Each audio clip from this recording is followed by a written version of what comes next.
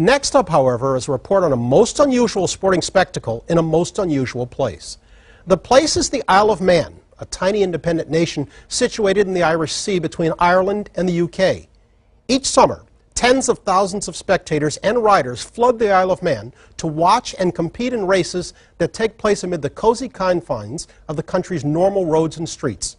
The nonstop action is loud, it's close, and as our John Frankel reports, it's often deadly. A fact that seems not to bother the locals one little bit.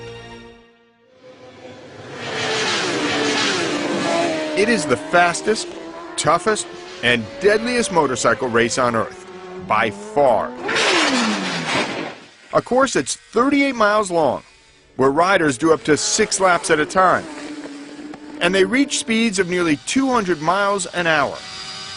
And get this, it's not on a professional track, but on public roads, up and over mountains, and through tiny towns and villages. Mark Miller is a professional rider from California. He's been here 6 times. I've never been to a race before where you come off the racetrack and your mechanics give you bear hugs. They're thanking you for coming back safe, because then they don't have to live with it for 20 years if you should kill yourself on their bike. Do you get scared? Oh yeah.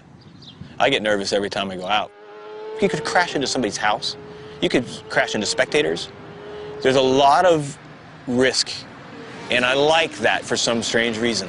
I like that it's so pure. Pure is one way to put it. Pure insanity another. What's that, 120 mile an hour wheelie? In the last decade, more than 3 riders a year have died. And since the race began more than 100 years ago, 237 riders have lost their lives to this course. It happens in the last place you'd expect, on an idyllic island in the middle of the Irish Sea, with rolling hills and medieval castles, the Isle of Man, where more than 30,000 fans and their bikes roll onto the island each June to see the spectacle. About 100 riders compete in these tourist trophy, or TT races as they're known, racing everything from juiced-up superbikes to 2-man sidecars. Whoa, look at that, look at that, whoa. If you go anywhere in the world, and I live here on the Isle of Man, and they go, where do you live? I go, Isle of Man. Wow, TT. And that's really what says it. It's just all about the TT. Steve Parrish was a top rider in England. He's done this race 8 times and now covers it on television. He says the island's love of bikes even convinced him to move here. That and the fact that on most of the island, there's no speed limit. The appeal for fans, he says, is that unlike anywhere else, here you're practically part of the action.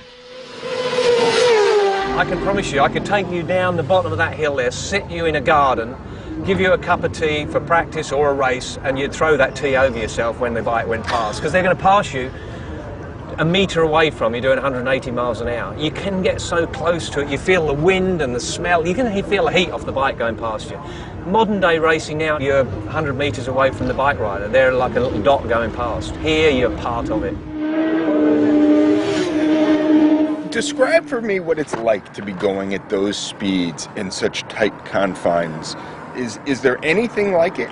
It's like hitting hyperspace on the Millennium Falcon, you know, when they hit it, hit it, Chewie, and everything just...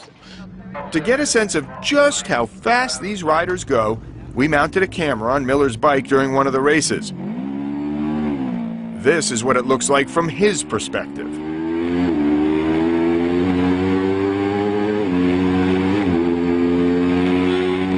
The sensation of speed is so heightened because everything's so close to you. In short circuit stuff, you're pulled way back from the fans and the walls, and there's gravel traps. And here, you're scraping the hedges with your elbows. You can scrape your helmet against a wall. You've got to be in the moment at every single 1/10 of a second. And if you fuck it up, you're in somebody's front yard or a pub or off a cliff. Exactly what happened to this rider 2 years ago, when he says a gust of wind hit him at the wrong moment. Somehow, he's actually back riding this year. Yes, Mother Nature can be cruel. Just ask Nick Crow, one of the best sidecar drivers in the world, who ran into this hairy situation 3 years ago. A rabbit. Big rabbit sat in the middle of the roads, and I just hit it face on, and that was history. It was 155 mile an hour straight into the trees. I just Here I am now, 3 years down the line, just still recuperating from injuries. It cost him his arm and his racing career. Are you lucky to be alive today? Very, very, very, very lucky. You don't know what's going to be in the middle of the track when you crest the corner, because it's always blind. Every corner is blind. And sometimes there'll be doctors laying down, kneeling down with a guy. You know, there could be a bike sitting there. There could be oil. There could be a fire. I've been hit by a bird. It puts a big welt on your arm. I mean, you're going 150 miles an hour. Sometimes, though, the drivers themselves are their own worst enemies. Like the time Miller thought he had a chance to win and just decided to go for it. And I just whacked the throttle, and it just tank slapped and ripped right out of my arms, and the trees were going by, and I was sliding on my back. Here's a pole coming. I'm going to hit the pole, and thinking, here it goes, here it comes, here it comes, here it comes, and I missed it. I missed it. I couldn't believe it. I was just like, what? It fucked my head up for a good 2 months. But you got back on. Yeah.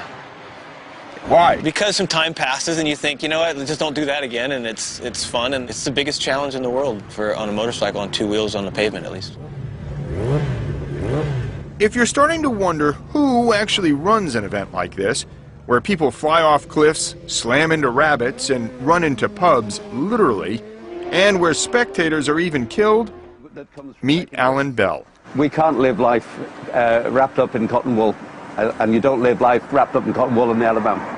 He's the guy who runs the show, as the island's head of state, or chief minister as he's called. Yes, believe it or not, this event is run by the government. In this day and age, there are so many places that say, we don't want the liability, we don't want the responsibility, and frankly, we don't want people dying. How is it you're able to embrace this race as a government in a country? It's very much our culture here. Motorcycling is in our blood. The event itself is over 100 years old.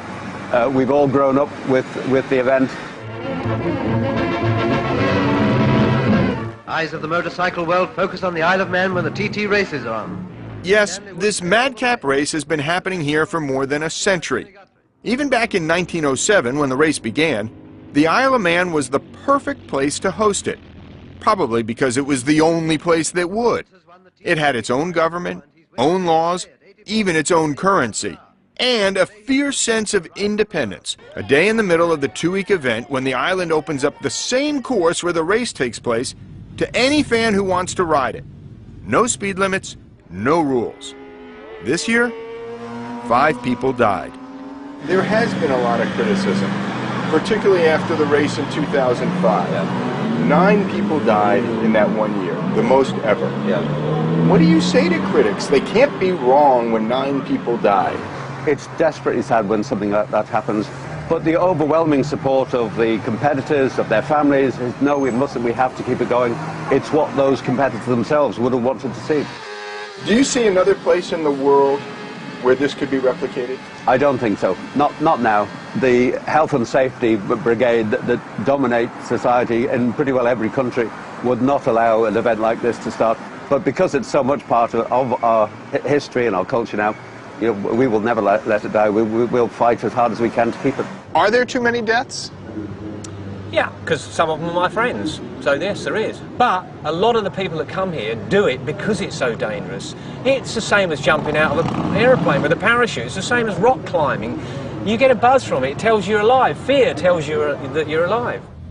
Which is why you'll find all sorts trying to feel alive out here in the middle of the Irish Sea, from professional riders to weekend warriors. It all may seem completely and utterly nuts to you, but for everyone here, it stands for something more than just riding bikes around an island at breakneck speeds. More than just a matter of life and death on the course. Much more.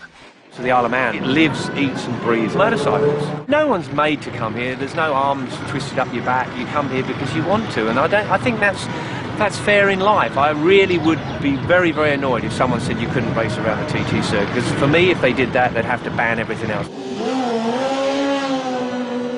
If I lived on this island, I'd be out here all the time ripping up this mountain, certainly. This is the one place left that, you know, little hooligans can kind of do it and be celebrated to do it, which is funny is they actually encourage you to do it.